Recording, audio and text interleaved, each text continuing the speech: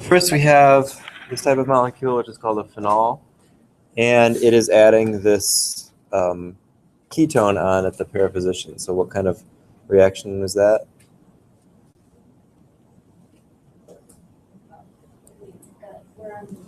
First one.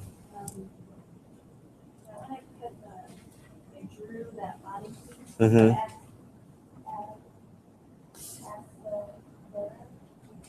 Right. So we'll make that first piece in, oops, that's too many carbons. 1, 2, 3 carbons. 1, 2, 3. So we need an acyl chloride and then AlCl3. Let's add that on there. Yeah. That wouldn't work. Over here, you mean? Well, if you flip the whole thing over, that's fine because it's still the same molecule. But the Cl needs to be on the same carbon as the double bond to oxygen. That's the type of functional group that can do that kind of addition. That's called a Friedel-Crafts acylation.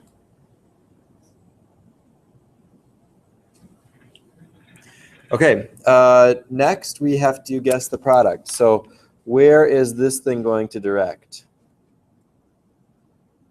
The sulfonic acid, where does that direct?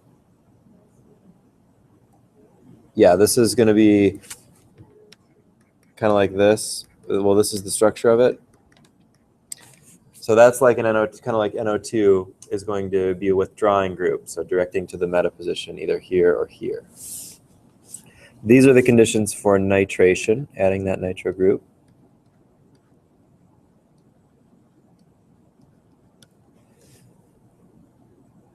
So the product should be something like this, or you could put the, oops, NO2, or you could put the NO2 on the other side. It's the same thing, right? Yeah, right.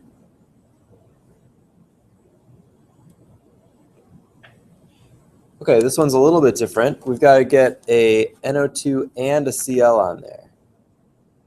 How are we going to do that? Yeah, you got to split it into 2 steps. But now it gets a little tricky because you got to think about which one you want to do first. So let's think about that. If we put the Cl on there first, we know that this thing directs orthopara. So if we put that Cl there first, where does the Cl direct? Right, so that's not a great choice because now we're going to get NO2s maybe over here because that's a stronger director than this thing, or than, it's not a stronger director than this thing, but it would give you the wrong direction of products. So the better choice is to put the NO2 on first because NO2 is also a meta director and that then both things direct to the same position.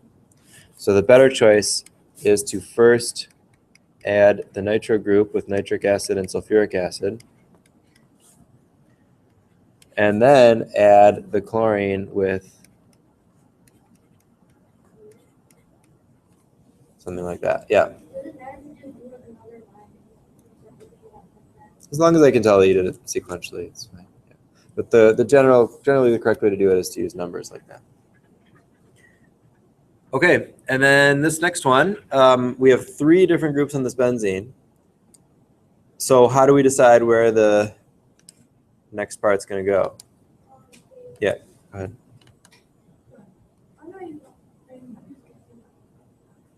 I guess too.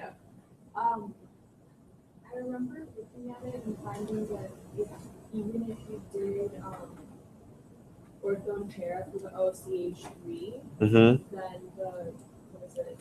If it's all the way across, para wouldn't work.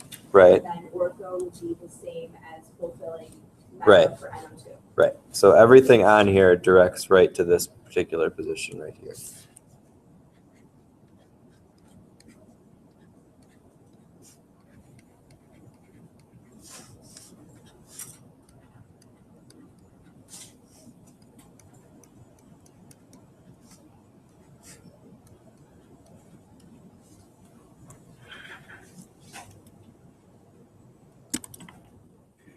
Yeah? All right, great. These are all, except for the last one, I think these are all pretty much from the book. So go through those reactions in the end of the chapter and you'll get more practice like this. Okay, which ones are aromatic? All of them except for the top. Close. It's still the S, the HM, and the big one. Those three. For sure this one. For sure. The big one. And then the one below that. And the one next to that. Is that one? Like that? No, the other one is all the way on the left. Yeah. At the bottom. This one is not. No.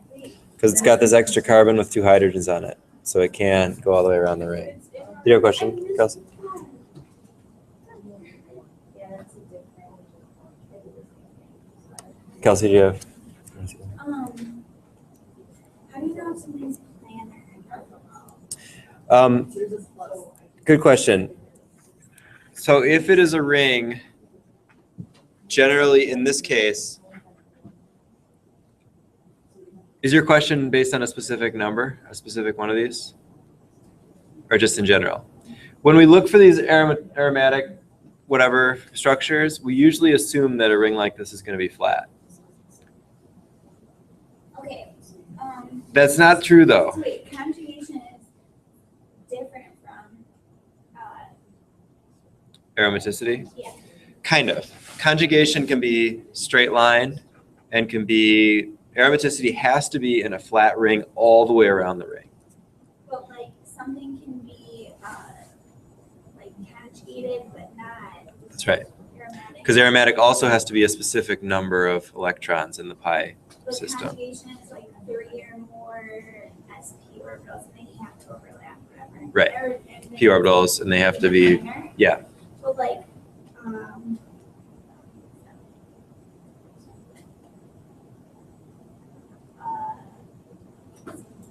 So it is true. I don't know if this is what you're getting at, but this one right here, actually in real life, would probably not be aromatic, because it would probably, even though it has the right alternating bonds and it has 14 pi electrons, it's so big that it's unlikely to stay flat, and so it's likely to buckle a little bit. yeah, because like this wouldn't Right. be planar. That's a little different though because of the bond angles. This one, if you look at this does have all the correct bond angles because of the way it kind of zigzags around. Those 120-degree bond angles. What you're talking about is of a, Like this. yeah, those are all, well, right. It's not aromatic. But It's not, but it also doesn't have the right number of electrons, so it has no advantage to being flat. This one, if it were flat, would be aromatic. And so in certain situations, this could be aromatic because it could be flat. So we're just assuming that the So if you see something like that, you can assume that it's flat. Yeah. And if it's something like this, it absolutely is flat because now it has these joining bonds kind of holding it together. Yeah. Mm-hmm. Are you only counting one lone pair? This one here? Yeah. Right. Only the nitrogen lone pair is part of that pi system. The reason for that is that the oxygen is already participating in a double bond. So its p orbital is tied up in this double bond, which means its lone pair is sticking out the side and is not part of that system. All right. So that was a quiz. Yeah. So I think maybe that's what she was at, but like I knew that, they could be if I only knew one pair. So do I need to indicate that, or I just didn't No. know because there were 2 pairs there. Right. So that, If I use one pair, it will be, right. but there's 2 pairs. So you have to just make the decision then, first of all, can those pairs be used? In this case, this one cannot be a part of that pi system because that p orbital is already used up. This one, it could or could not, depending on whether it would be aromatic. If using it makes it aromatic, then yes, it will do that. Yeah. You don't need to indicate that, but I don't know. that's how you need to decide whether it's aromatic or not. All right. Okay. Other questions about these? All right. Before we start in with the next chapter, then, there were some questions about calculations for the lab. So let's do that. Calculating percent yield and that sort of thing for the, specifically percent yield, right? For the reactions. So let's go through what that entails in organic reactions. Go through the equations from the esters. Yeah, we'll get into that because that's kind of the topic for today. So that's chapter 13.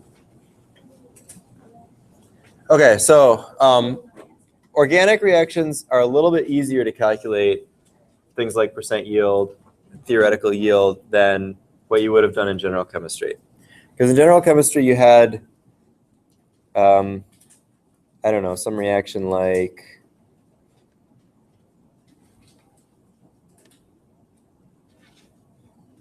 you know, 2 of something plus 3 of something else yields 1 of these plus 5 of these, right? And you'd have this kind of a reaction, and then you'd have to calculate, if they were given that you started with 2.0 grams of this, how much of this did you make? You remember these kinds of questions? So you'd have to convert these to moles, and then you'd use that 2-to-1 ratio, right, to get these moles, and then you'd use the molar mass of that to go back to grams. That was that whole, a lot of problems like that you probably did, yeah. Is this for the, let's say, put onto the equation stuff, or is this? No, this would be for, I think this applies to the synthesis of aspirin lab and the dehydration of the alcohol lab. Both of those are reactions where you need to calculate a percent yield based on a theoretical yield. The organic reaction is a little bit different because we usually don't keep track of byproducts. We usually have at least one reaction that's an one reagent that's an excess. And the organic reagent is generally the limiting. We can usually assume that that's the limiting reactant. The main thing that's changing is going to be the limiting reactant. So in the dehydration lab, for instance, we had this.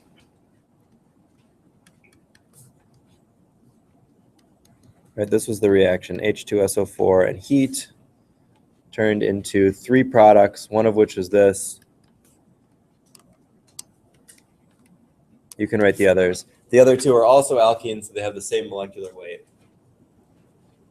This is how we would write that organic reaction. So we don't have that kind of 2 of these plus 3 of these equals 4 of these plus whatever. And that actually makes our calculations a little bit easier. The reason for that is we ignore the sulfuric acid because we assume that's going to be an excess. It was some number of drops, right? We didn't even really measure how much we used. We just had some drops. So the only quantity we really know is this one. I think you measured it in volume or in milliliters. Did everybody just do it in milliliters, or does anybody have a mass? The dehydration lab. And it was 3-methyl-3. Yeah, that's this molecule right here. So it's just that place 2 milliliters of Okay. that into the 5. All right, it doesn't say anything about weight, a pre-weighed vial or weight. Okay, so we'll leave that. So let's say that you used 2 milliliters of this. We want to figure out how many grams of this we would form, or we expect to form, and that would be the theoretical yield. So if every single molecule of this turned into one of these, and really, let's do it this way so it's clear. These are all, we're doing this all together. Because they all have the same molecular weight. That's the product. All right, so to get grams from this, you need to turn that into grams using the density. And what is the density of that? Is it less than 1? Does anybody know the density of this? Probably in there somewhere, in your pre-lab stuff maybe.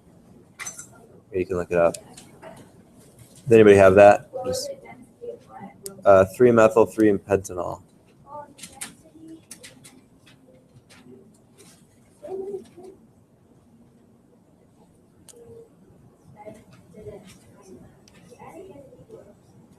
All right, well, you'll need to find it to do the calculations. 828.6. Okay, so we usually report that as 0.828. And that's grams per milliliter. So you multiply those together, right, and that's going to give you something like 1.6 grams, whatever it is. Wait, but it's or kilograms. Right. M30.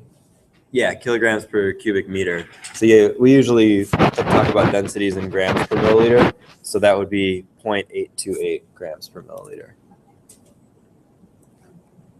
All right, so we've got some grams. So then to figure out our theoretical yield, we need to convert this to moles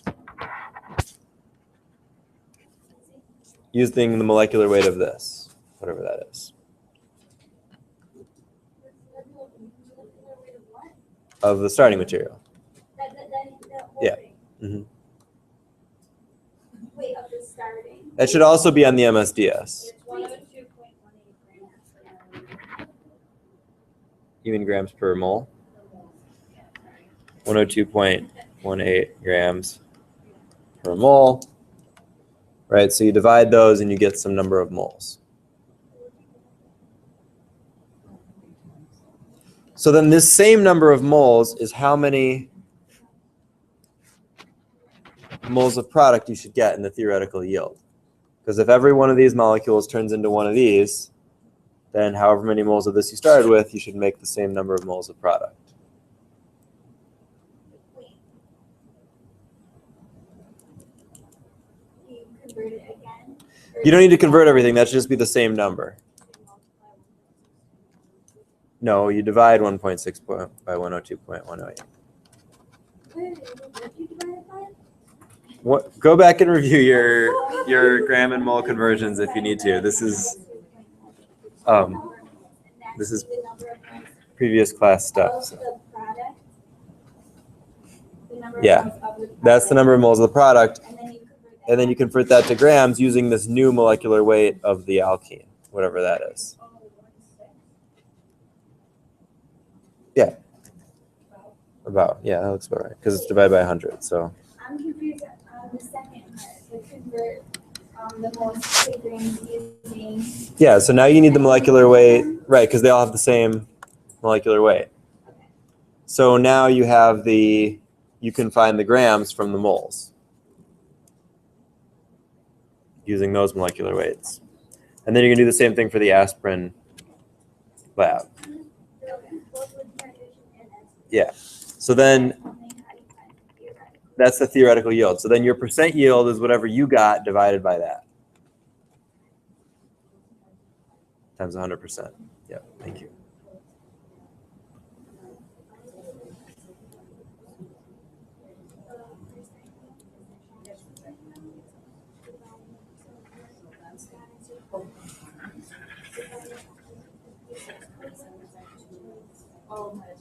What I got.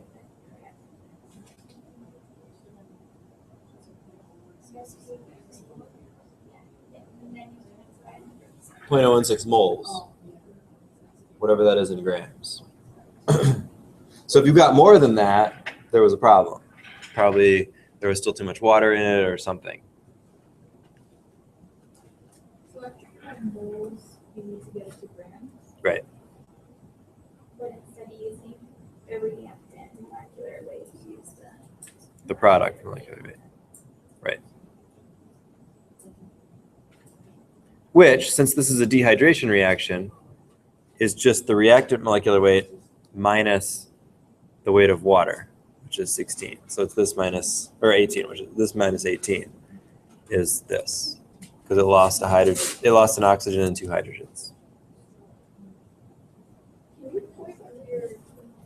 Yeah, that's what I'm doing. Is it not showing up? So, no, I had it. It must not just not. So this one, if we subtract 18, which is the molecular weight of water, we should have the molecular weight of this. that, and then you multiply. And you multiply that by 0.016.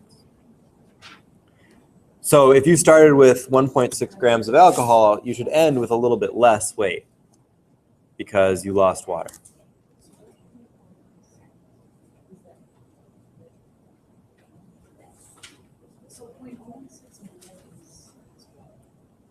How many moles of this you started with, and how many moles of this you expect to get, of product you expect to get.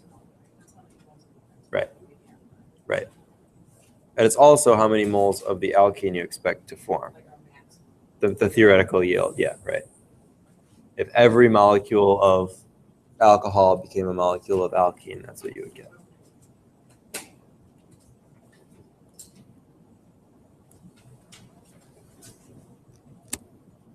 All right.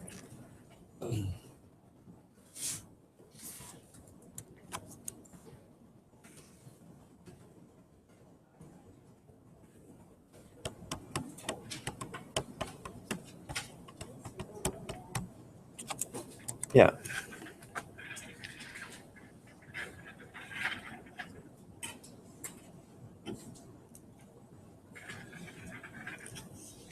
Okay, let's look at some chemistry of carboxylic acids. This is a new chapter, but a lot of it applies to stuff we've already talked about. So it'll be some review in terms of the acid-base chemistry stuff. And then also these are the reactions that you'll need for that last lab, the esterification lab. We're going to talk now how we make esters out of carboxylic acids. And this will. All right. This will not be on this exam, but it will be on the final. So the para or the stuff will be on the exam, Right.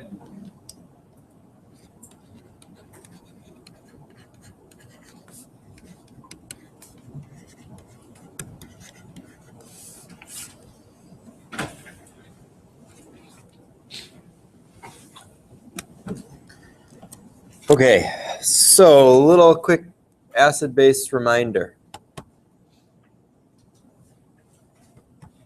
This goes way back to perhaps general chemistry, prep chemistry, whatever you did before that, but in the context now of organic reactions.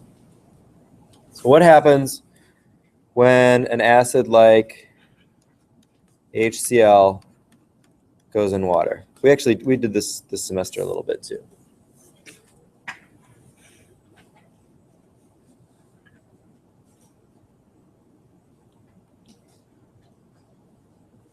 What happens when an acid gets dissolved in water?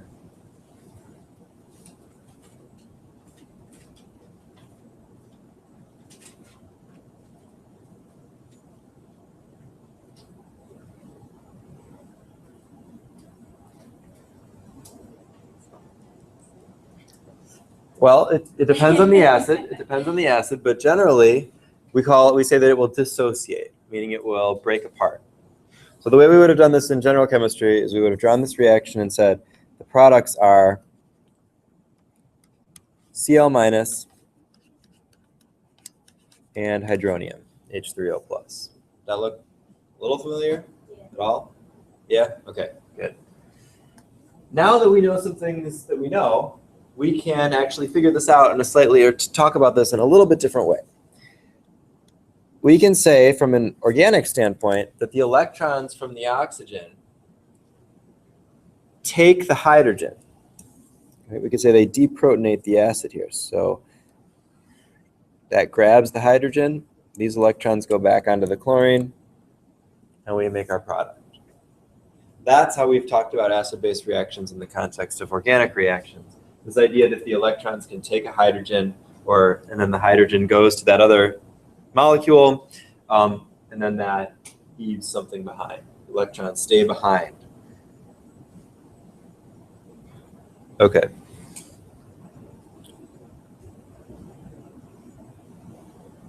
So I drew double-sided arrows in the middle here because this is an equilibrium reaction, meaning it goes both ways. So similarly, we could draw, it doesn't look great the way I've drawn it here, so we'll just redraw it out here. But here's hydronium in the organic context with its formal charge. We could also then draw the backwards reaction, which is the chloride grabbing the hydrogen and those electrons going back on oxygen. So that's the reaction that would go back to form the left side materials. So if you actually put HCl in water, what happens? Is it equilibrium? Is it balanced on both sides? Or is one side favored over the other side?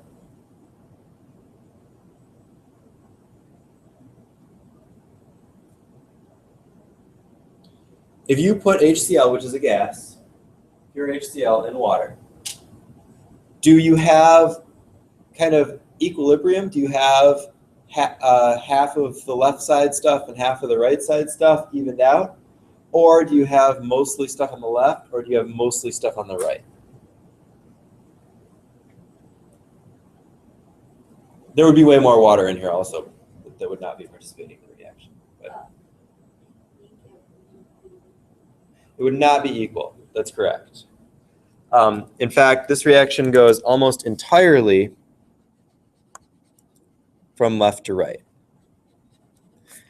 In other words, if we were to take a solution of HCl, which we call hydrochloric acid when it's in solution, we would not really find any HCl molecules. We would only find chloride ions and hydronium ions. So all the stuff on the left goes to the right. The result of this is that we say that HCl is a strong acid. Everybody remember the list of strong acids? There's about 6 of them. Those are all the molecules that do this. You put them in water, and they completely form hydronium, and none of the original acid is left over.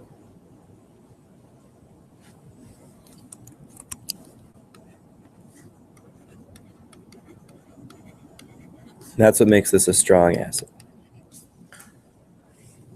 Oh, that color doesn't come up so well on this screen. Works better in the other room.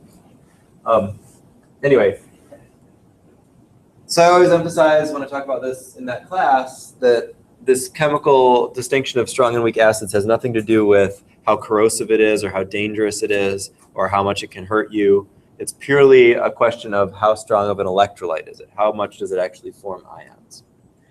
So what's the opposite of a strong acid? A weak acid. And the organic acids are all weak acids. So let's look at one. We're going to look at a similar reaction.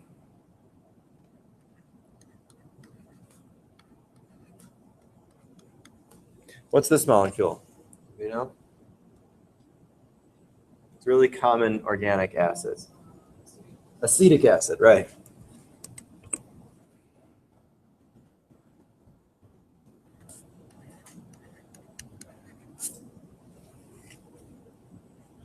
That's acetic acid. Acetic acid can do a similar thing. We can react it with water, take off that hydrogen, form what we call a conjugate base.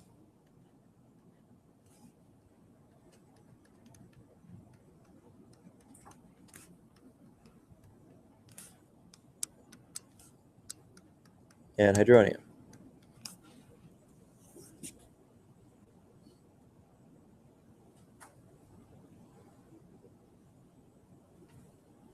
Which way is the equilibrium favored in this reaction? I sort of hinted at it before. Is this going to be even? Is it going to be more to the left or more to the right? Yeah, more to the left. In fact, not as much entirely this way, but quite a bit this way. So we say the acetic acid is a weak acid. And what that means is if you have a solution of acetic acid, you will mostly see neutral acetic acid molecules. You will see a little bit of hydronium, a little bit of this, but you will mostly see this.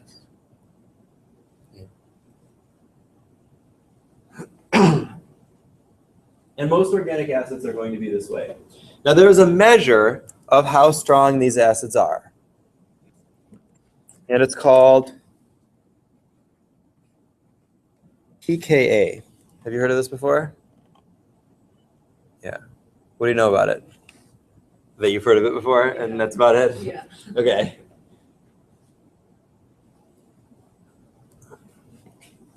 pKa is defined as, and we're not going to go through all these calculations, but the negative log of the Ka, which is the equilibrium constant for this reaction. So quick back to Gen Chem. Ka, the equilibrium constant, is products, the concentration of products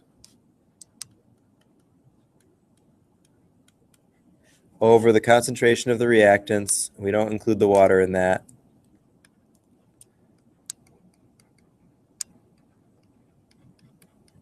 We're not going to do anything with this in this class. I just want to show you to refresh your memory of where this comes from.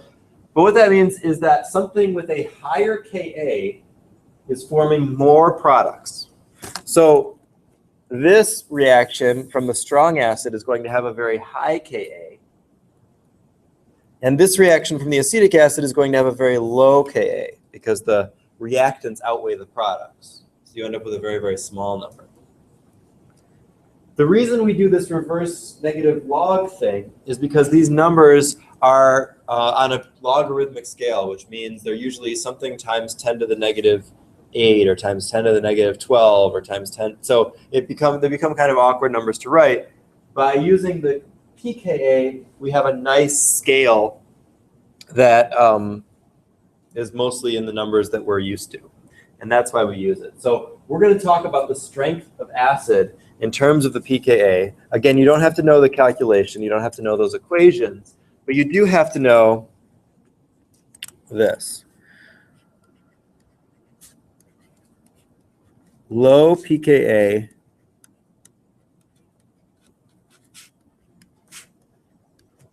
equals stronger acid. So the lower the pKa, the stronger the acid. And on an organic molecule, every hydrogen in that molecule is going to have a pKa. Any hydrogen that can come off is going to have a pKa. So sometimes we'll see some molecules that have multiple ones. Now, a couple pKa's that I will tell you, just so we can have a sense of where things are. First of all, water.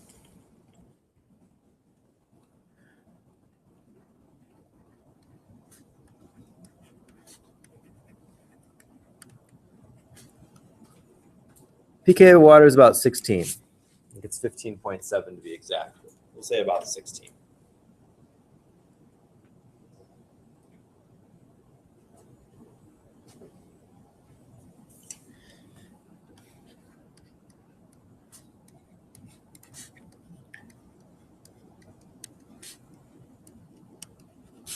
pKa of acetic acid, 4.75.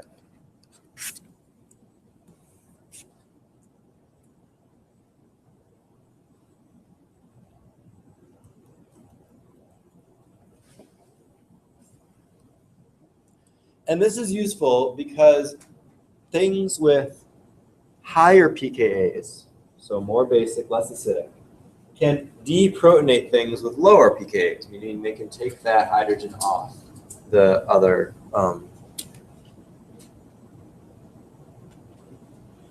part.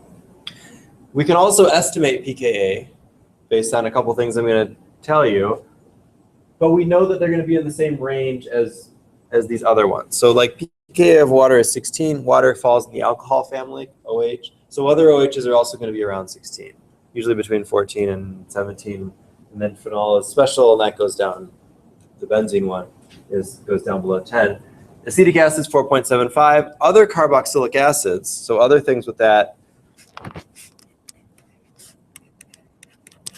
group, are usually going to be between 4 and 6, depending on what's on there.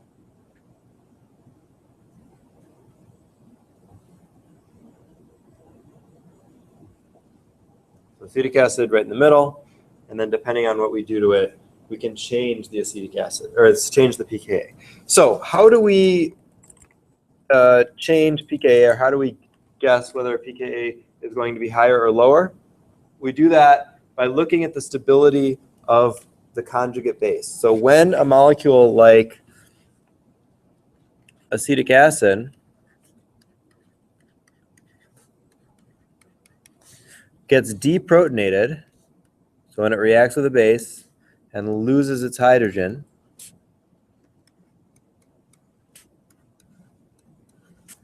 it ends up with a negative charge.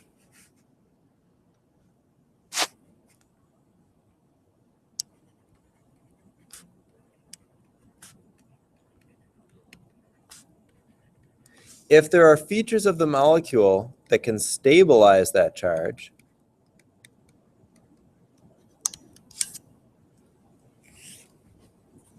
that will pull the equilibrium more toward that side. For instance, we can see why a carboxylic acid is more acidic than water. Because anybody see what stabilizes that negative charge in that molecule?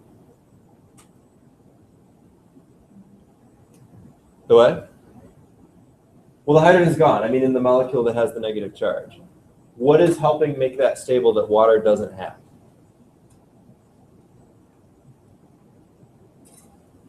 So let me give you a comparison.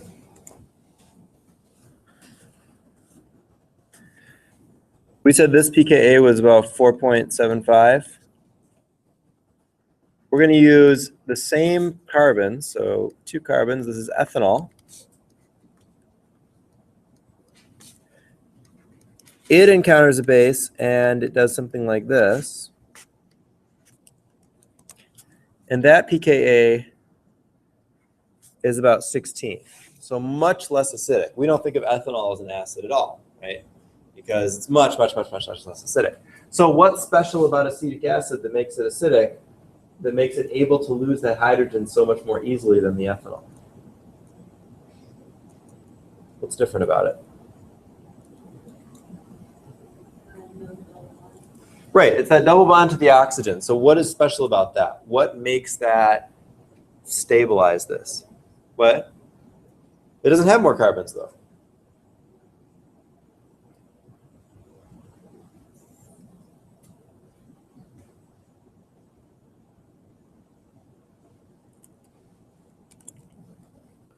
Give myself a little more room here. It's stabilized by this effect that we call resonance.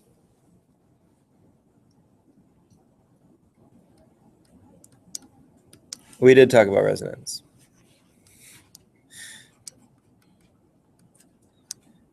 And this is what it looks like. So yes, we write that negative charge on that oxygen. But through resonance, that negative charge is actually shared with the other oxygen.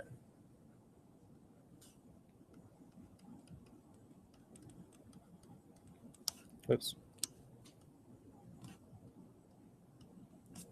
That's another way that we could write that. So we could write the negative charge on the other oxygen.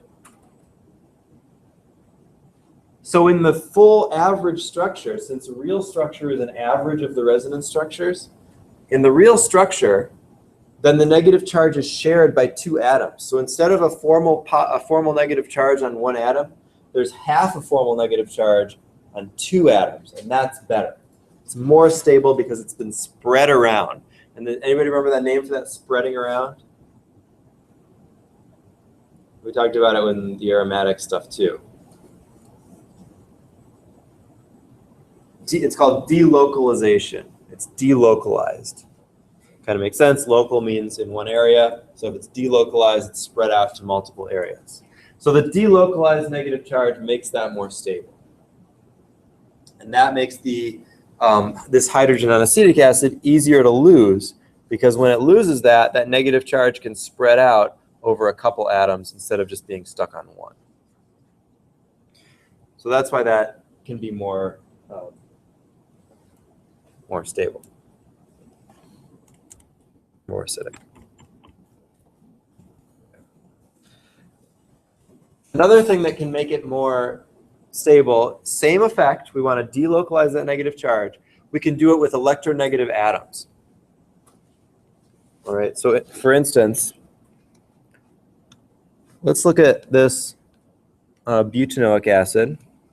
Remember butanoic acid? That was a really stinky one from lab on last week.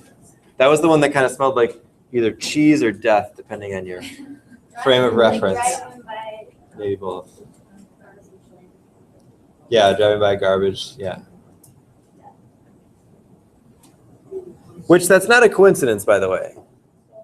Like, things that are decomposing are giving this off, and that's why you smell it, yeah. Sometimes it's good, like in cheese, and sometimes it's really context dependent. The same smell could be good or gross, depending on where you are. Anyway, so this is butanoic acid, and it has a pKa of 4.82. So about the same as acetic acid, which we would expect because it just has a couple extra carbons. Now look what happens if we put a chlorine on there. So 2-chlorobutanoic acid has a pKa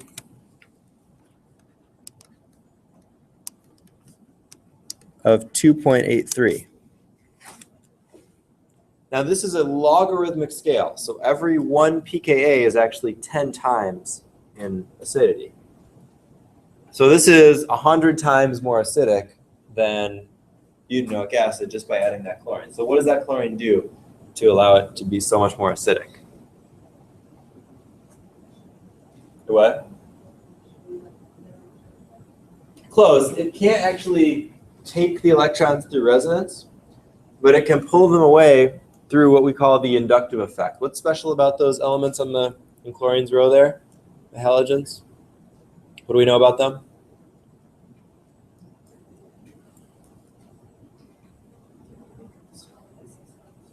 They do, and it's related to that, and that they're very electronegative.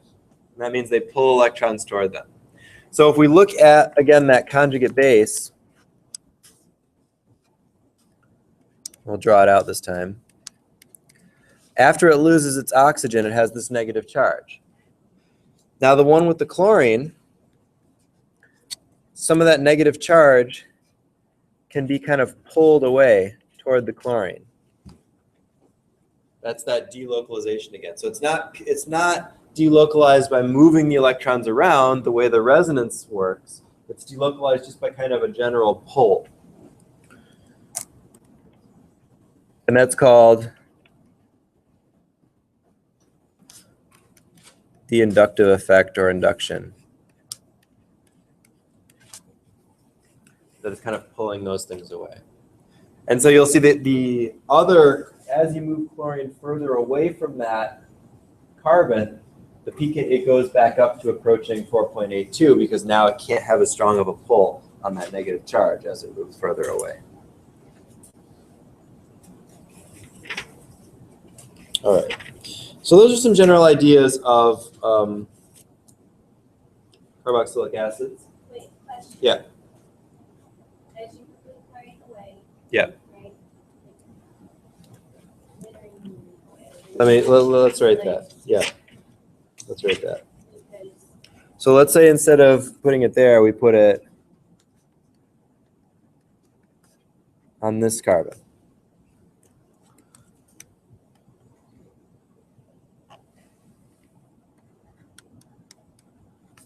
The pKa is right in the middle because now it can't pull on that negative charge as hard because it's a little bit further away.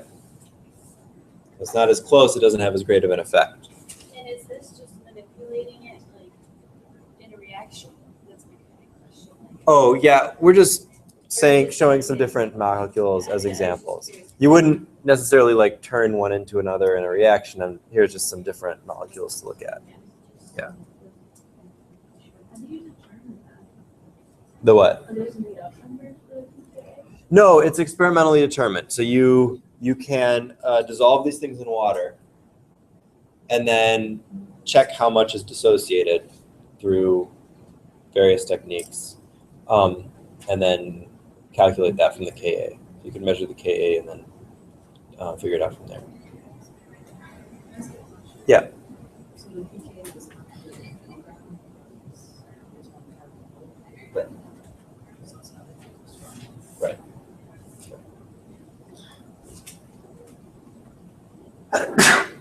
Excuse me. So what would you expect if we had fluorine on there instead of chlorine? Would you expect the pKa's to be lower or higher? Why higher? Okay, good reasoning, but it's opposite. Fluorine's more electronegative. Fluorine's the most electronegative element, so it would pull harder than chlorine. Fluorine would pull harder than chlorine because it's more electronegative. So that would make the pKa go down, make it more acidic. Right. And there are some other questions to that effect in the book that you can look at. So our first reaction with carboxylic acids then is going to be the reactions as acids, meaning reacting them with bases. .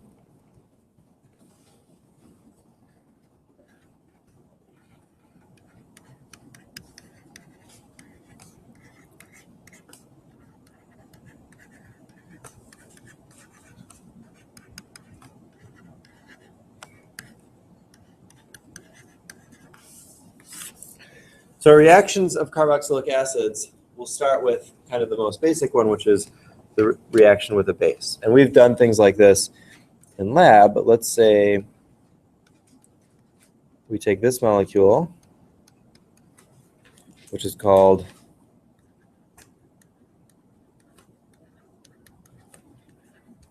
benzoic acid.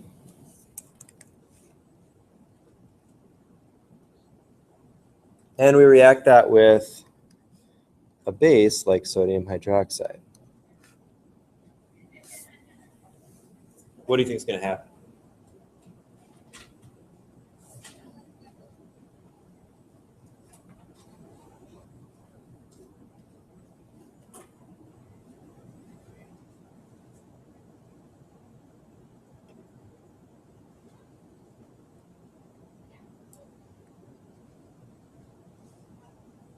Sodium hydroxide is a base. So what's it going to do? It's going to take one of the hydrogens. Which one? Yeah, the one on the carboxylic acid, the one on the end. So the results of that, the products, would be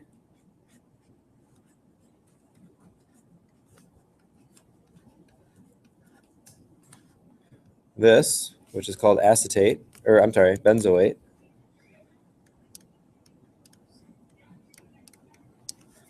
Right, and its counterion would be sodium now.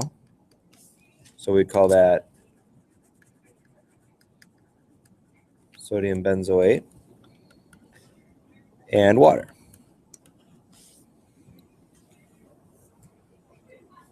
If we wanted to draw that mechanistically,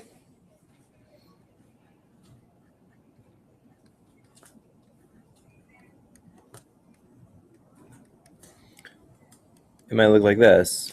We have our negative charge on the hydroxide, grabs the hydrogen,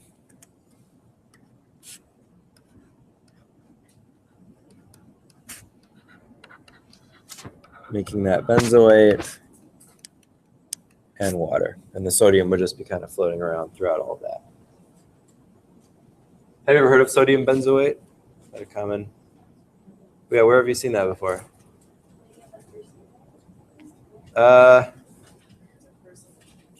Maybe. It's what? I don't think it's carcinogenic. Yeah. Yeah, sodium benzoate is a preservative in food. So you see it in ingredients. I don't know if I have it in this stuff. Nope.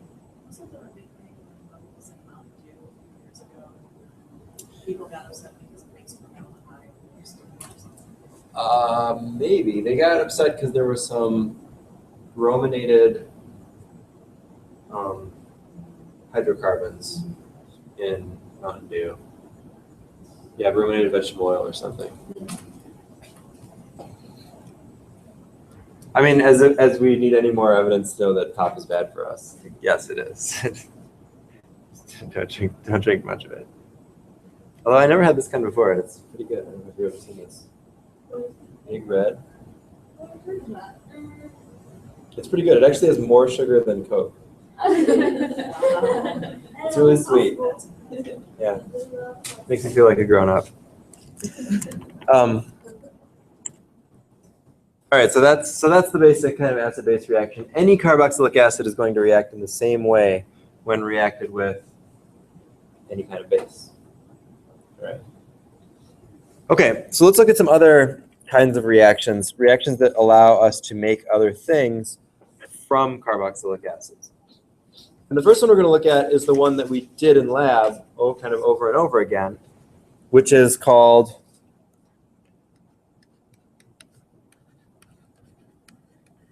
the Fischer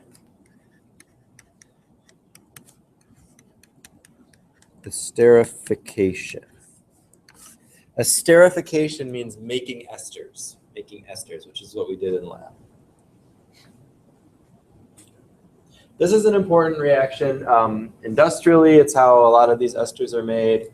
It's pretty easy. It works pretty well. You know, we can do it simply in the lab just by mixing some different stuff and shaking them up with some acid.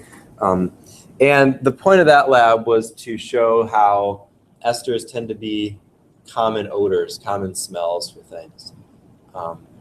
It didn't always work great because sometimes our starting materials were too smelly to start with and they overpowered it a little bit, but that's the idea. So the Fischer esterification is reacting an acid, like, let's stick with benzoic acid.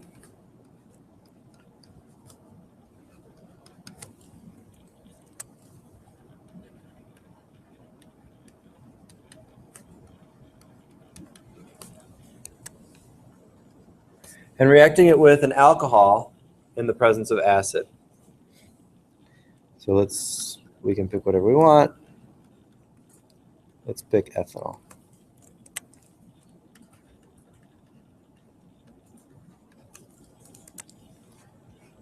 You react that with an acid catalyst, usually sulfuric acid.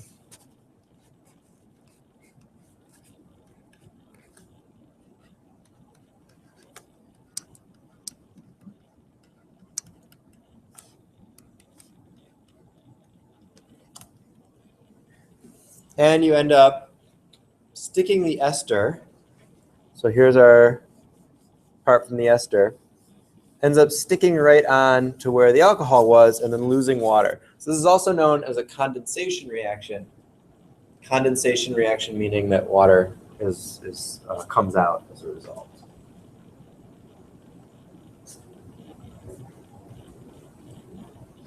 All right. So before we go into the mechanism, let's look at this functional group called esters and how we name molecules like this. We name esters based on the two parts, right? They always come from two parts. An acid part, which is this part that came from the acid, and then the alcohol part.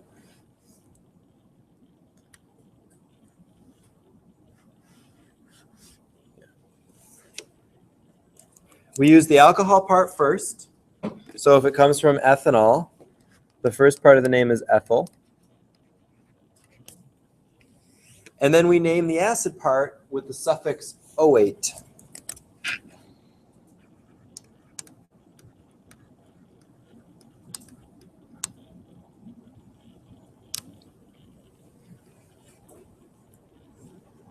So this would be ethyl benzoate would be the name of this molecule. Ethyl from the ethanol, benzoate from the benzoic acid. So without going through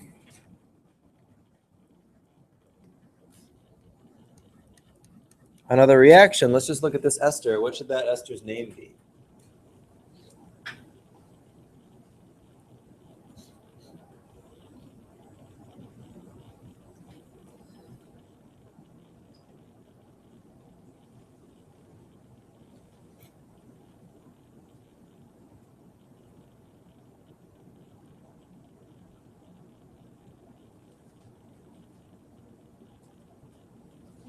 What?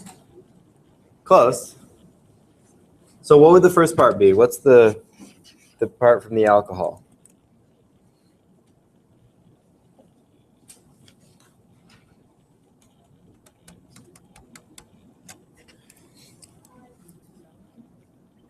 The alcohol part is what is kind of sticking onto the oxygen there.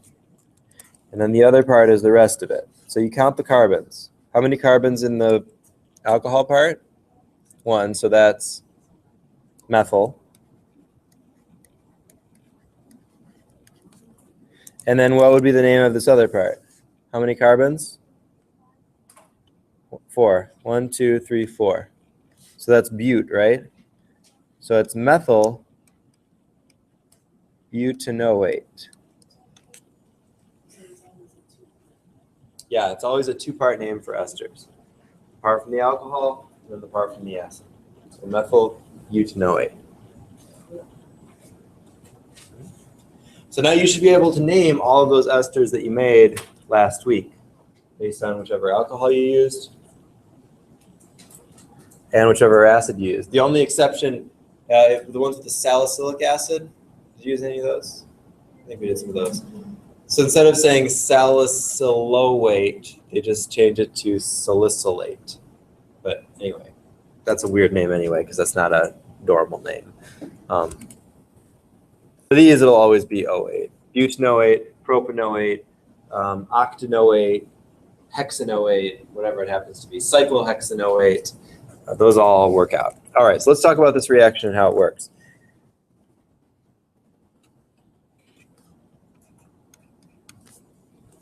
All right. The first step of this reaction is you need this acid catalyst. So this H2SO4 produces, let's label this.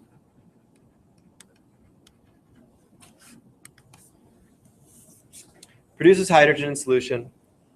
And this hydrogen actually, because sulfuric acid is a really strong acid, much stronger even than acetic acid, the acetic acid can get protonated by sulfuric acid. So you can actually add another hydrogen to the acid, and it adds up on this oxygen up here.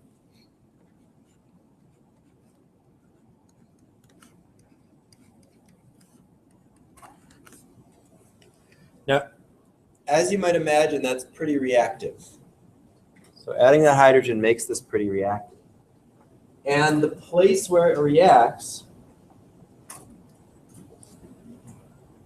is the carbon right underneath that oxygen. That's actually the most electrophilic spot right now. So an alcohol, let's just use methanol, keep this thing simple, or not simple, but smaller molecules, attacks the carbon.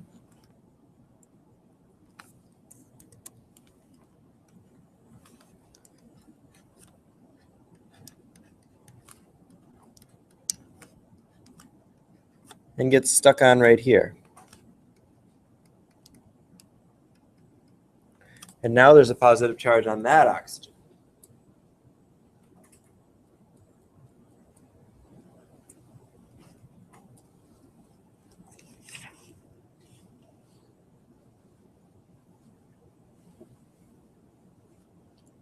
Good so far? Maybe? Now we're going to move some hydrogens around here. So some more methanol grabs this hydrogen.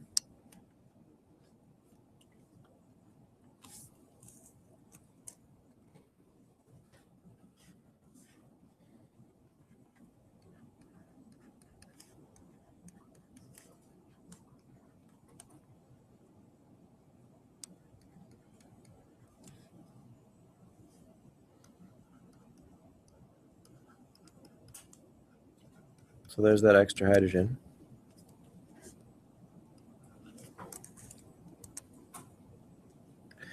And then a different oxygen grabs it, this one.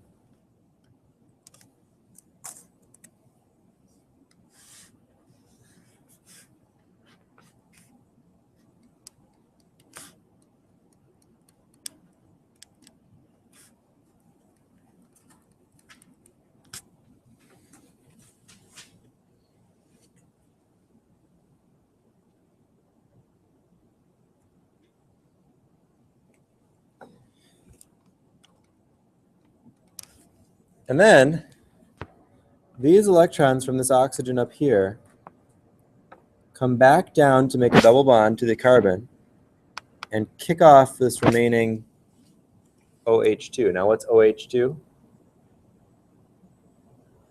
Water. So it's a good leaving group.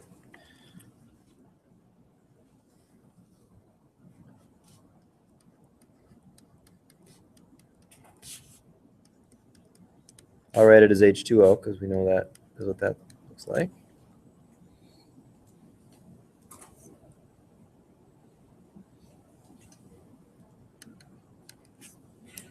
And then for the very last step, the water takes that hydrogen off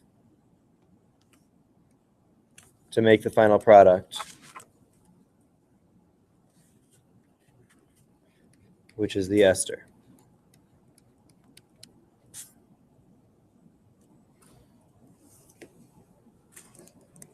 So let's name all the stuff. I kind of went around in a backwards C here. So just follow the arrows. Gary, you gonna throw up or something? You gonna throw up or anything? No. Seem like, okay. I'm just surprised how long it is. Yeah, it's a long mechanism. 8 steps. Yeah. Is this like something we're going to be using a lot? No. Or are you gonna say like show the mechanisms? Do you want to have this mechanism on the test? No. No. No. No. No. Okay. We good. There's one. I cried. Okay, so we have to name each. That's all right. No, we're just going to start with it. So the reactants here were acetic acid and methanol. So what would you call the final ester? How would you name the final ester? Right. So it's got methyl acetate.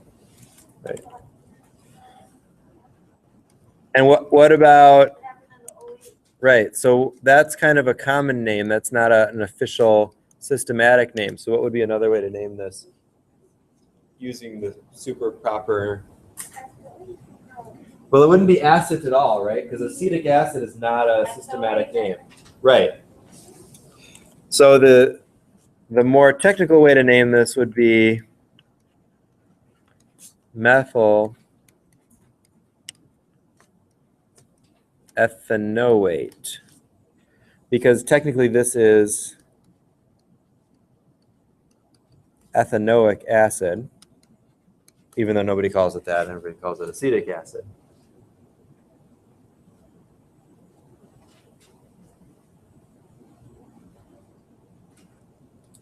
So you should know that name, acetic acid. You should know that structure. For the others, you can use the rules to name it. For longer chains, use the rules. But you should know acetate because that's kind of a special one. All right. The other thing you can do with this, so you don't have to know that mechanism, but you do have to know how to make esters from acids and what you get when acids react with alcohols to form esters. So the results of that reaction. And then the last bit that you need to know about this is called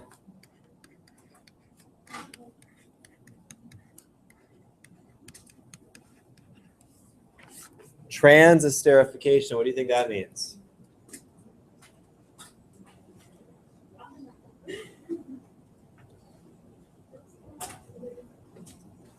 What does trans mean? Okay, yes, in that specific way. But in a more general way, it just means changing. So going from one thing to something else. Yeah? So you want us to do that mechanism? No. For all of our labs? No. For any of our labs? Just the reactions. Just draw the reactions out. Just the reaction. Does it say to draw a mechanism? Somebody wrote in and mechanism. That's insane. Yeah, that's kind of insane. So don't do that. So If you want to draw one general mechanism in there, So it just as an example, Write the balanced Yeah. reaction and name all the compounds. no. Yeah, don't draw all the mechanisms. Just draw the products of the reactions. All right, so the last thing then is transesterification. It's really the same reaction.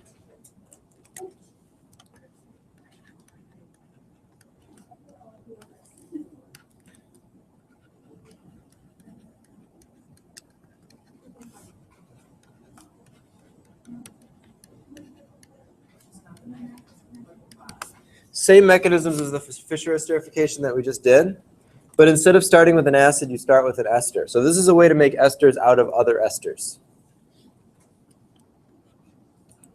For example, let's take our methyl acetate. We can react this with, let's say, butanol in the presence of acid. And we can change our ester from the methyl ester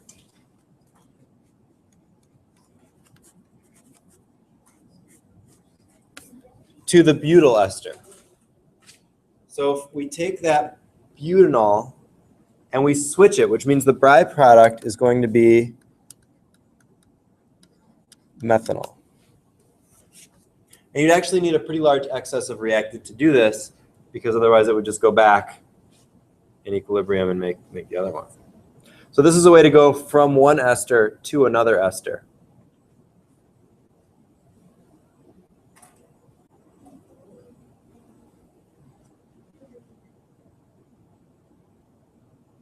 So from one ester to another ester. How did you even get that? I'm so confused. We started with, so imagine this is just like before. Imagine this is an acid, OH. We would react with butanol and make the ester. So the same thing happens. The only difference is we started with an ester and we changed from here to this one. Okay, does that second part need to be in there? What second part? The CH3O. Well, that's a byproduct. Yeah. So this part will come off, kind of like water is a byproduct in this one, because the OH comes off with the H from here to make water. This thing comes off with the H from here to make the alcohol, to make the methanol. So that's what comes off. So it's pretty easy to convert esters from one to another. And because of this, you'll often see these things written and cataloged under the acid rather than under the ester. So if you look up this molecule, methyl acetate, in a chemical catalog, or you're looking for an MSDS, you may not find it. But what you might find instead is, well, let's write the name that we know. So methyl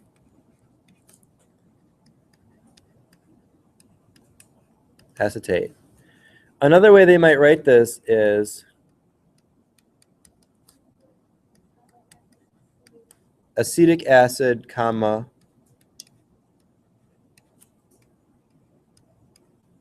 methyl ester. The reason for that is that this molecule now, how would you name that one? The product?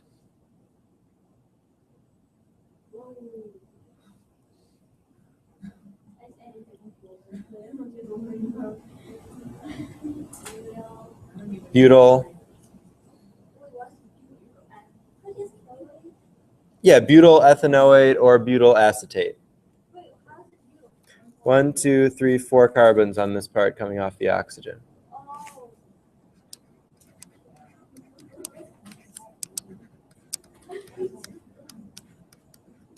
So, or we could call this one also acetic acid butyl ester.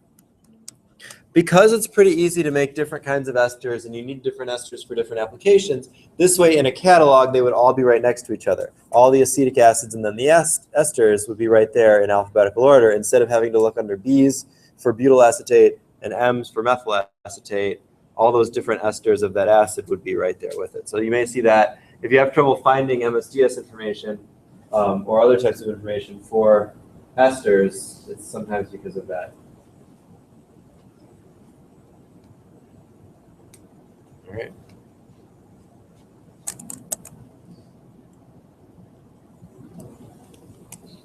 Should we stop there? Okay. No, that's it. So let's talk about whatever you want for the exam on Wednesday. Or lab. Yeah, let's take a break. These reactions are insane. None of them make sense. All right, let's try one.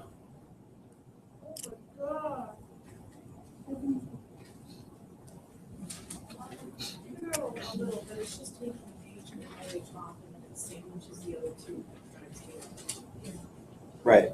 So that's what's happening in these cases.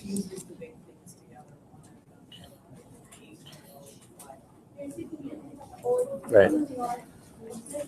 Yes, you have to smush them together and make one jump.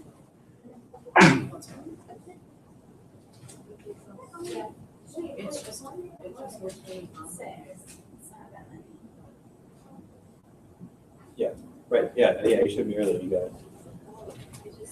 All right, so let's take about 10 minutes or so, and then whatever you have for questions or whatever you want to look at. Oh, yeah.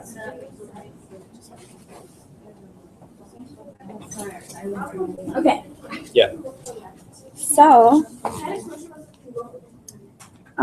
this is how you do it, right? The grams and moles on top. So you divide, but this one would be times, right? Because you do moles and moles. If you're going moles to grams, grams has to go on top. So you wouldn't be dividing. Right, so this times this is this, Yeah. so that should be grams. Moles. But Oh, yeah. That doesn't work. I think you punched something in wrong. That No. divided by that is that. So this divided by this is this. Mm-hmm. And since That can't be. So 1 divided by 100 is this, and then this times a smaller number is more. Something's wrong there. Okay. Because that number has to be less. One of those, something's wrong.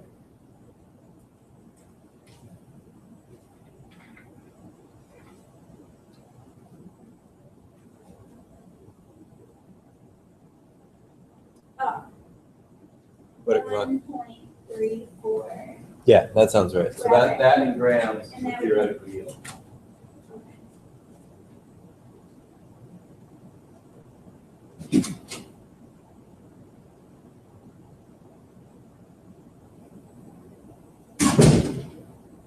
Did you guys do the soap and detergent one yet?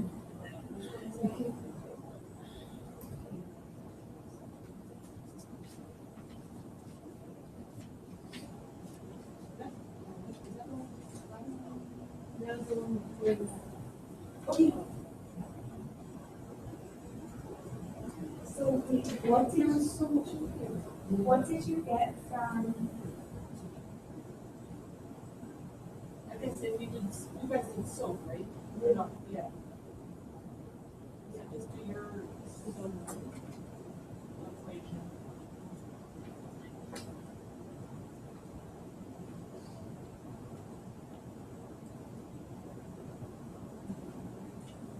Okay, you got 0.544 grams. Your actual, right?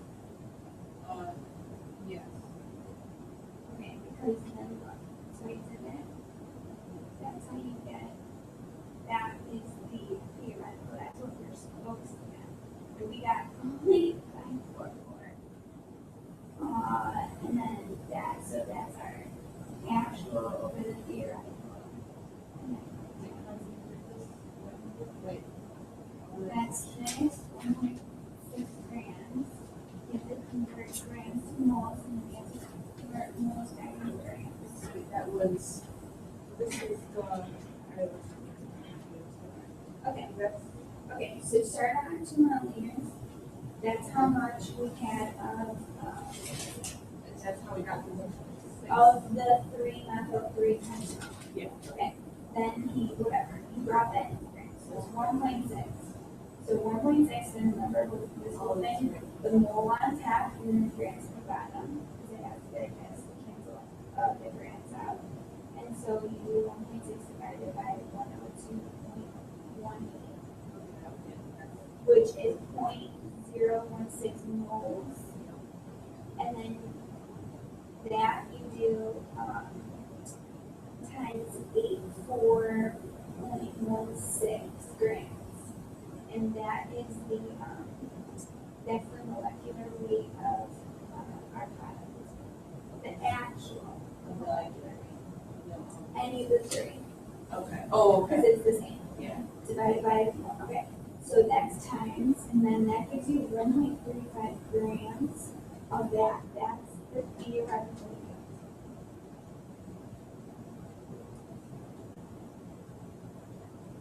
And then, what we actually got was 0.544 grams. So you use actual, to make sure you do 9%. Is it theoretical?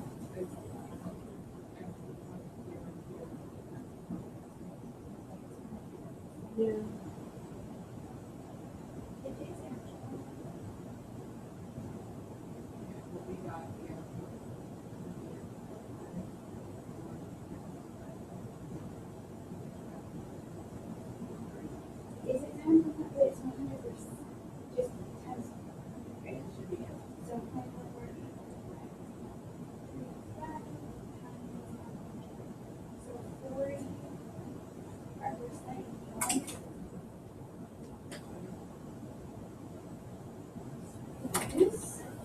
30. Maybe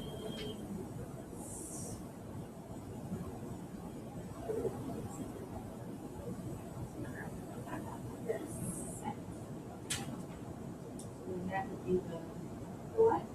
that is the percent yield, right? And that's on me. That would go.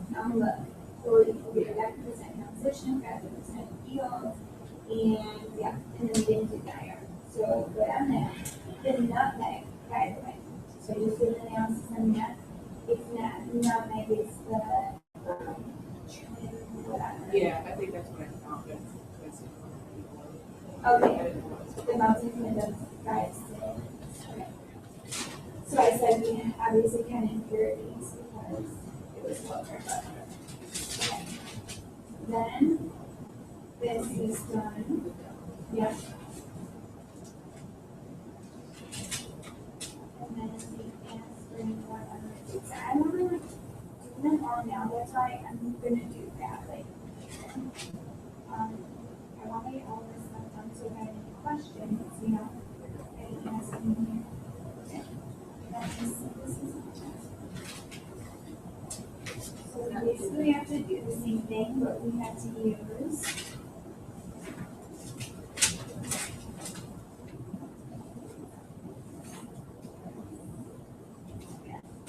okay. So how many grams did we have of this stuff? So yeah, 3 point oh in flask. Wait, yeah. Acetic acid. Yeah, 3.023 grams. So then we have to do grams to moles. That was, So, that, it got 0.0219. 0.23, Yeah, and then we did the moles for Acetic. and then It was 113.12. yep. And then it was 0.0219.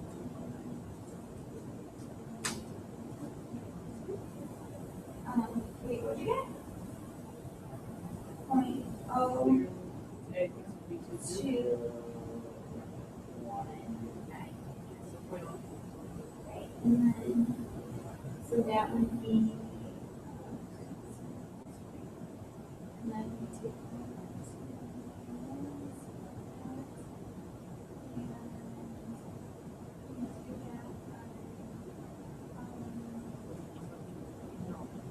yeah, the molecular weight of what product of this? Well, what's this? Oh, is that just water?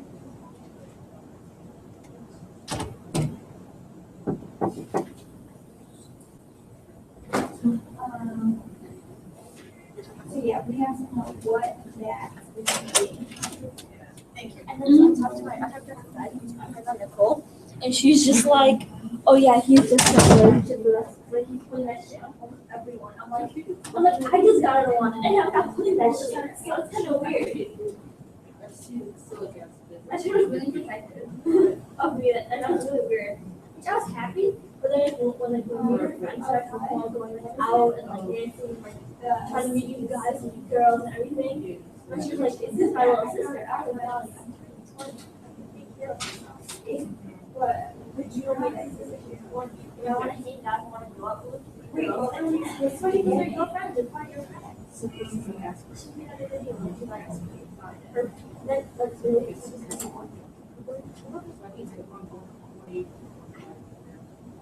Do you know it for a fan? I'm like, you look at dude, I was like,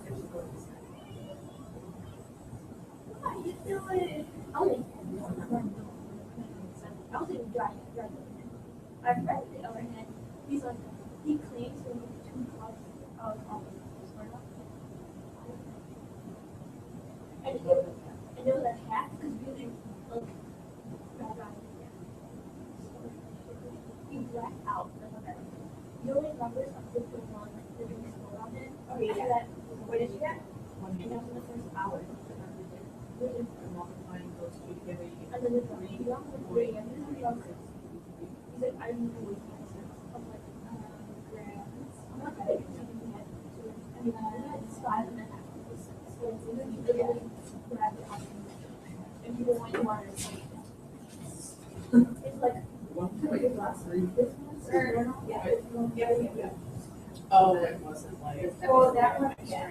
That was your. Wait. Yeah. So we tried that was different. Yeah. Like that goes. when the bottle is this big Yeah. and like there's big ones left, you drink up to this.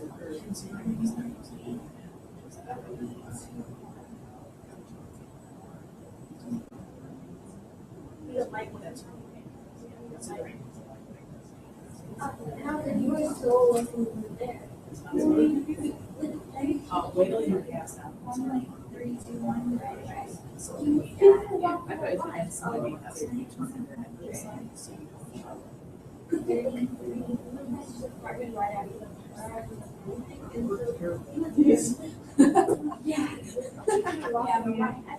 All right, so we did the. And at one point, We needed the percent.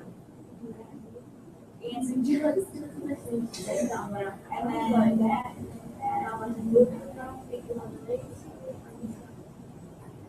And then you just have them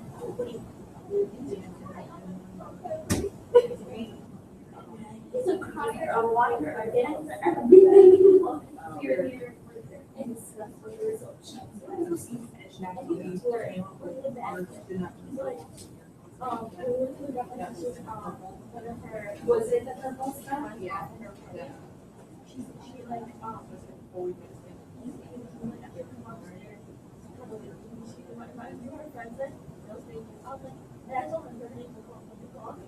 anytime they do, they're all night. I'm like, that's great. And he's like, I'm going to right now. If I can come up and I'll put it over and maybe I'm like, you're going to use it. I was like, Yes.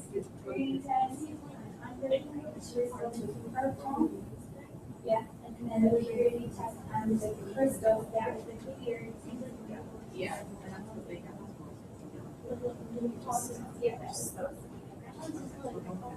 So to come back, and come back, whatever, and whatever you really want. Interesting. Do you want to take a roll? you gotta water, you don't want We did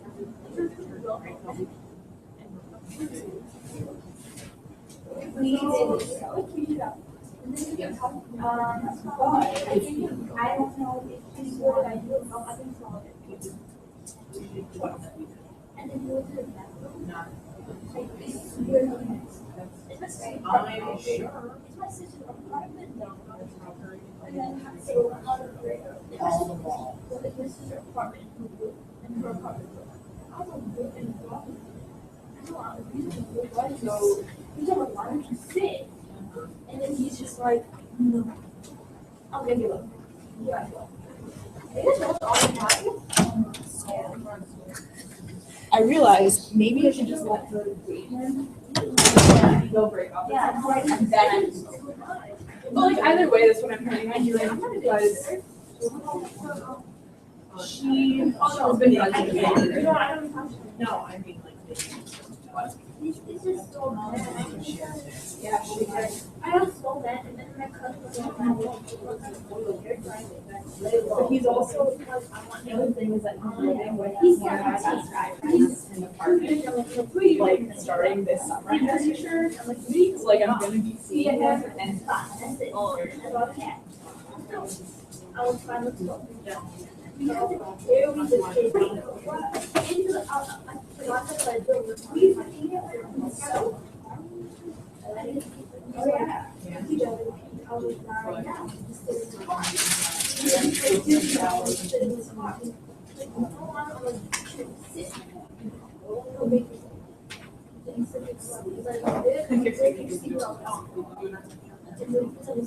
No, because another he's playing music and like it just said he's I think it's funny. But at the same time, it's like the next thing we had to do to get the yeah, but we don't agree how much. Anna's best friend at school had a thing with him and they decided to just because he wanted to argue with her friendship. So I hooked up with this guy, and he was saying, "Oh, you have to be getting out of this." Oh, you know that's the guy that Shane had a thing with, right? I'm like, no, I didn't. This is great. Just everyone have a guy here that I can't do. And I'm like, wow.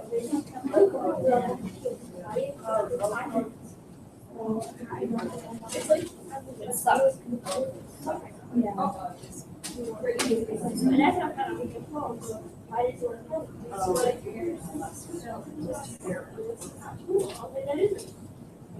I don't know. It's not like she has a dip on her. It's about what everybody else has. It's a breakup, but at the same time, I don't want like. I'd almost rather just like. She's not gonna want to invite me to her party. She's not gonna go with friends anymore. I'm not gonna keep the guy that she has her eyes on. Oh my god. okay, so he wants something we should do that. This was the reactant, right? Yeah. There's so many. With Butanoic and on the top of it, then mercury is solution. So yeah. So you get that NaO, which is everybody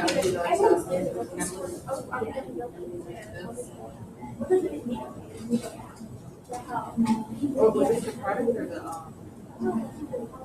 the reaction?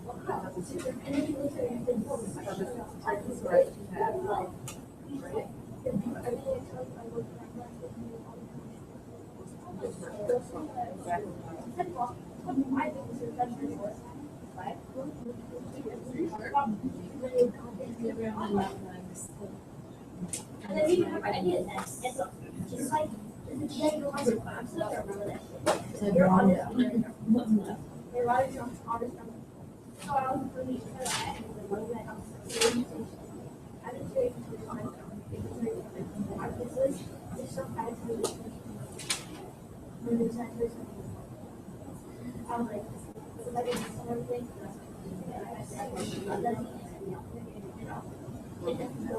Actually, so,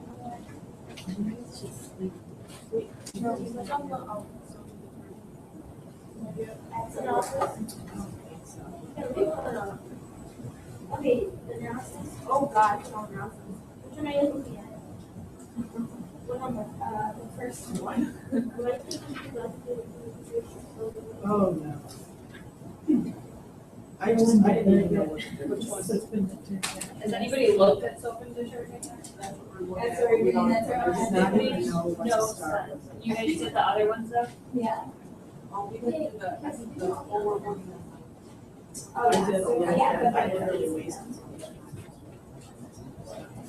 Okay, how about we I want to go, so I'll take anything that you That's have. right, I think because I can't get all this information for this guy here, and then maybe learn more. And we'll go with the comments. That's why I have been doing afterwards. And I'll deal with that. I have a question about that part today.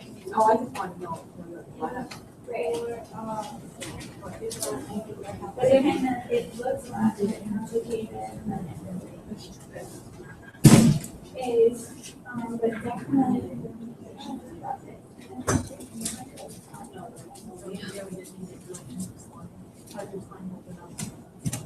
Boom! After ran into their snake. That's Right. The whole equation. We don't That's see why it it's all good the that different you things. Because it says like for soap it was 12 and do you remember, did I tell you guys about that medical defense piece that I wanted to get in done? I just wondered, I took a look at it last night. My life revolves around them, and Hey, you just Starbucks too. they revolve around me. Sure. Basically, we went on a couple of dates and then I realized it's not such a fun like, I don't know, whatever. But those two actually came to a party that I was at, and it's wrong, and I had met two girls that talked about them before we got to the party, at this one party. So by the time we got there, I guess, I called him slut and asked him who else at the party he was at, and he got so pissed at me. When he was leaving, we were sitting in like this little corridor, and he gave everyone a hug, and then I went to give him a hug, and he was just like, I'm really nice to you. Like, that's what happened. Wait, oh, It's like, you're not girls don't have kids when you guys, they all find each other and. I think you just felt like when you were Two questions. so no change. Okay, good. What questions? On our soap and detergent, where Okay. we don't get it all. You explain the entire thing because it makes absolutely. Actually, it's not. All right, let's go through the reactions for that because it's It's very overwhelming. same kind of reactions that we just talked about, but on a somewhat larger scale.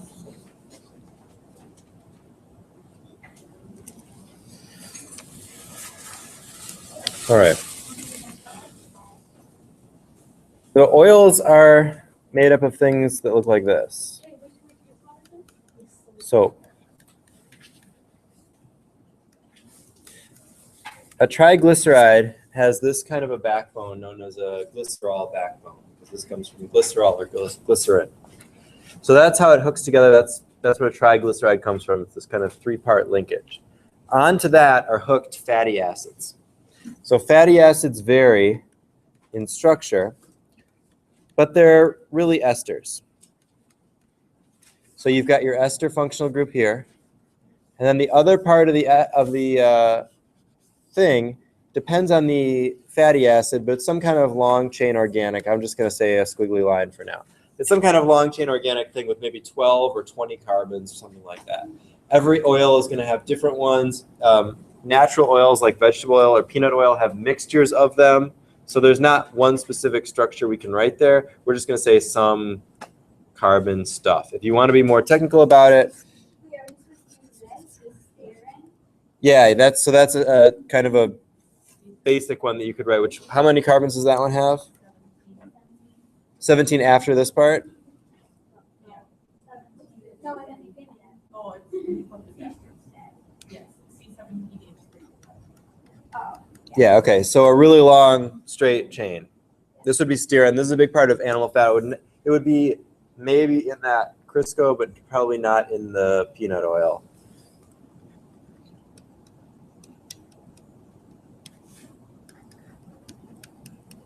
Okay, so let's say you have something like this. So we can think of this then as individual esters. This is a triglyceride, and it's like 3 esters. So when this is reacted with sodium hydroxide,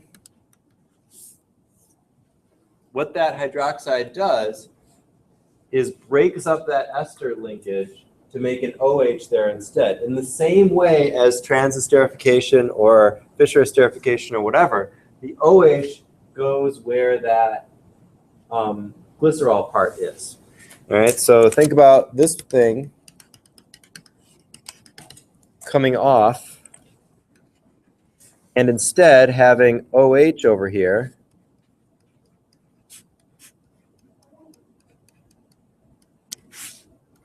So you're going to have 3 of those now.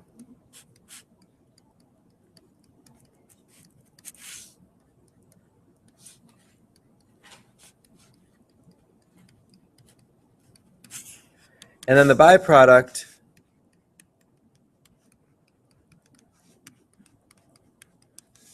is glycerol.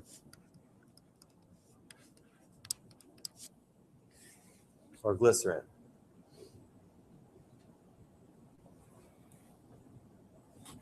Well, okay, that's not entirely true. Hold on. That's how the reaction would generally go. In our case, because we're in basic media here, we're in a base, we would not form a carboxylic acid in the presence of a base. You see what I'm saying there? So yes, this is how the reaction would go, but you wouldn't have a fatty acid, a neutral acid in the presence of a base. So instead, what we have is carboxylates. These things with the sodium. So you want to save that one, or? Sure, this is fine. The ones you actually had, it's going to be a mixture of all different ones, so we can just all do this instead. So that's what the soap looks like. Those are those long chain fatty acid carboxylates that form the micelles that can surround the dirt and the oils and do the stuff that soap is supposed to do. Yeah. So then, where do they connect or are they separate? They're separate. There's so 3 different. Right. So there's these separate long chains. And then I think I drew this on the board, but they end up forming these things where the oxygens would be out here, and then the long chain kind of comes in toward the middle.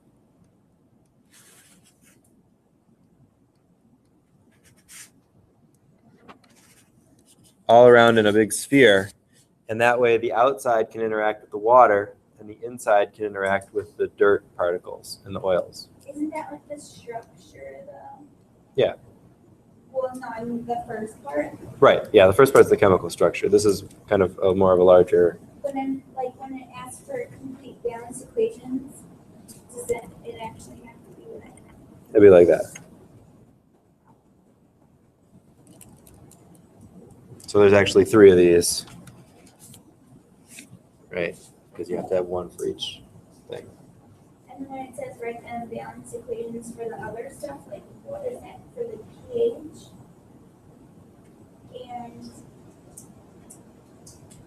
And for a metallic salt test, write equations for your reactions. Or Right. So the way that what happens here, and what you probably found, maybe, I don't know, was that when the soap was in there, it would resist changing the pH a little bit when you added the acid. So it wouldn't do it as fast as when you try to do it without the acid, or without the soap. Is that true? That's probably how it should have gone. the drops. Yeah, because what happens, so what happens is the HCl reacts with this stuff. Right. And because this is a weak acid, it can form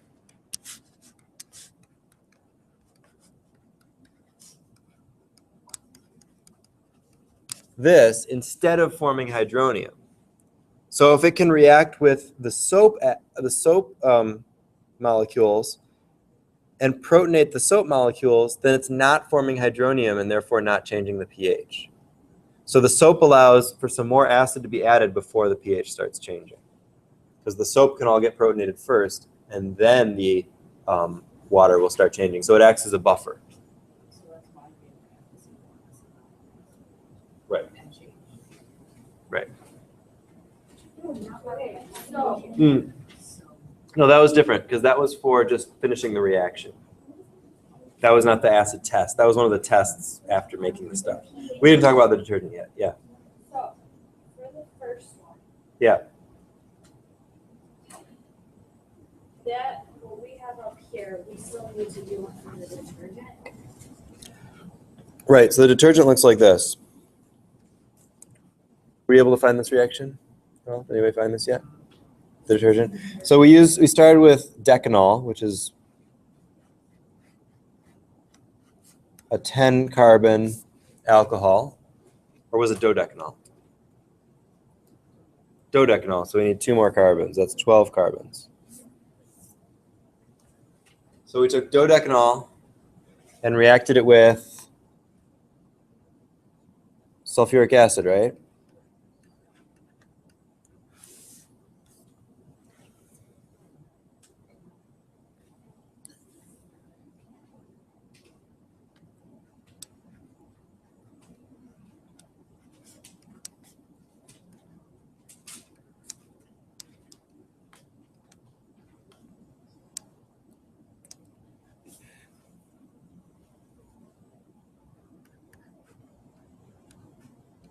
And then you added sodium hydroxide or carbonate, sodium carbonate. Yeah.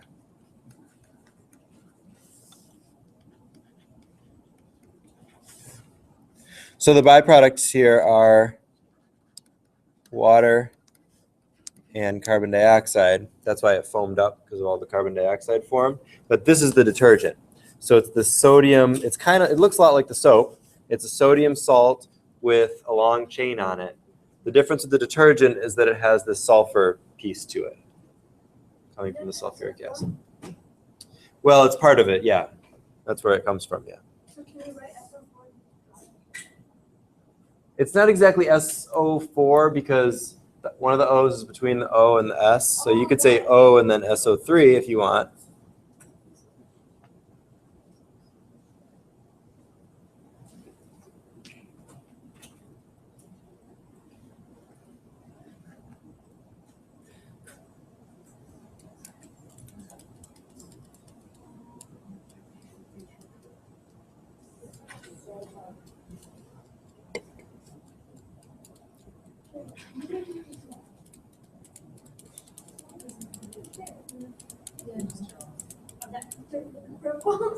Yeah, what was in the step? That was putting the metals in and seeing what happened. So when the metals, yeah, like magnesium salts and iron, and with the detergent, nothing happens. It just dissolves. With the soap, it formed soap scum, which is the metal salt of the. So like a magnesium or calcium salt of those soaps is what we call soap scum. We're supposed to cover reactions. It's a precipitate. Well, it's not really a. Because it said make equations for that. Right, so you'd say magnesium chloride or whatever it was plus soap molecule leads to magnesium, and then with the soap molecule or whatever. It's an ionic reaction, transfers the ions. Because the magnesium plus the soap molecule makes a precipitate, which is the soap scum that was coming out of it. That's what happens if you have hard water in your house. Yeah, the magnesium or calcium reacts with the soap to put deposits on your shower. Okay, so the big detergent reaction doesn't need to do a reaction of the detergent with HCl Right, as well. right. Right. See what I'm saying?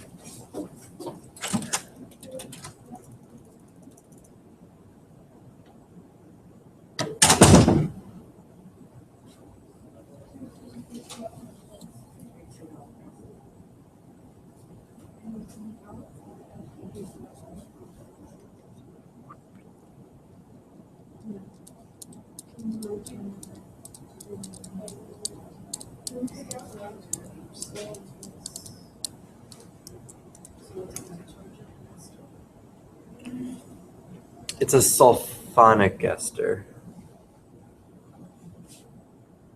What is the sulfur part? Not exactly the same. Neither one is really an ester, but the fat that it starts with is an ester.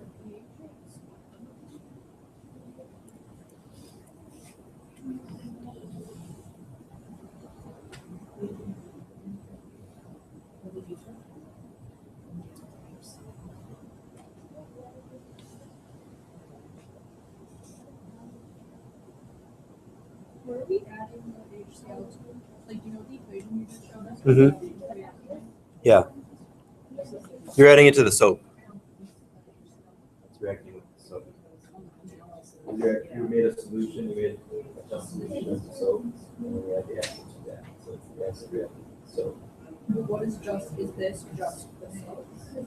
No, that's the fat to start with. Soap is the negatively charged individual piece of that. After they react. If we go back up to that reaction, this is the fat that you start with. Then you react it, and then this stuff is soap. Okay. So then for the next, for number 2, Mhm. it says, there are any reactions of red acid reactions of like adding the HCl. Mhm. So do you just write that plus HCl Right. and do it? Yep. So that plus HCl, the H transfers from the Cl to the soap molecule, the thing, and the sodium goes with the Cl. Right.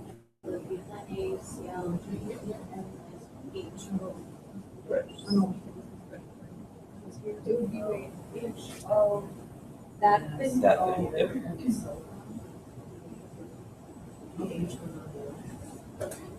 And then because I showed you. Yeah.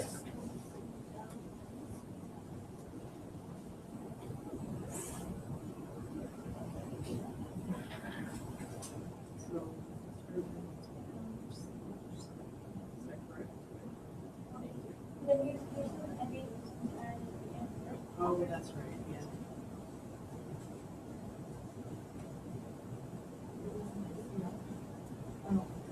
But the NA is sitting there.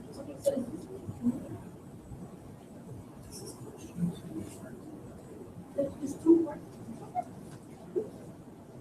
There's, It says so. So then it's.